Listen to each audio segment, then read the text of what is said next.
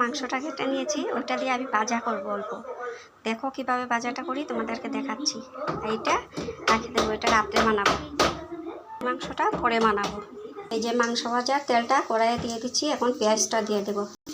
পেঁয়াজটা দিয়ে দিচ্ছি, এখন লাল করে পেঁয়াজটাকে ভেজে নেব। তারপরে আলু কুচিটা দিয়ে দেবো। যে পেঁয়াজটা লাল করে ভেজে নিয়েছি, এখন আলু কুচিটা দিয়ে দেবো। আলুটা মাংসর সাইডে ছোটো ছোটো করে কেটে নিয়েছি, মাংসটা ছোটো ছোটো করে কেটেছি, আলুটা কেটে নিয়েছি।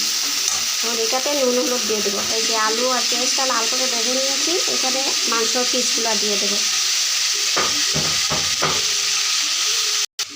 এই যে মাংসটা লাল করে ভেজে নিয়েছি, এখন এখানে অল্প আদা বাটা, রসুন বাটা, কাঁচামরিচ বাটা আর পেঁয়াজ বাটা ওইগুলো দিয়ে দেবো এখানে।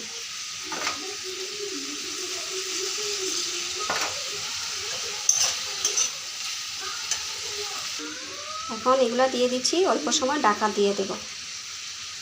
এখন এখানে অল্প কাশ্মীরি গুঁড়া, ধনিয়া গুঁড়া আর জিরা গুঁড়া নিয়ে নিচ্ছি, ওইটাও দিয়ে দেব। এই যে বন্ধুরা, কি সুন্দর দেখো লাল লাল করে ভাজা হয়ে গেছে। এখন এখানে অল্প একটু জলটা দিয়ে দেব।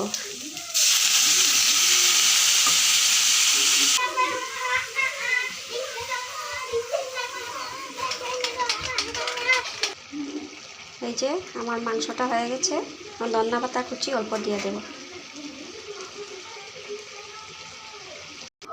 দেখো বন্ধুরা, দেখতে কেমন হয়েছে, ভালো হয়েছে নাকি? এই যে বন্ধুরা, আমার রান্না হয়ে গেছে। প্রথমে ভাত নিয়ে নিচ্ছি, কাঁচা লঙ্কা নিয়ে নিচ্ছি, লেবু নিয়ে নিচ্ছি, তারপরে কাঁচা পেঁয়াজ নিয়েছি, এখানে পাট পাতার শাক করেছি, এখানে পটলের বড়া করেছি, এটা কারকলের পুর করেছি, এটা মুসুরি ডাল নিয়েছি, এটা মাংসটা নিয়েছি। দেখো বন্ধুরা কেমন হয়েছে।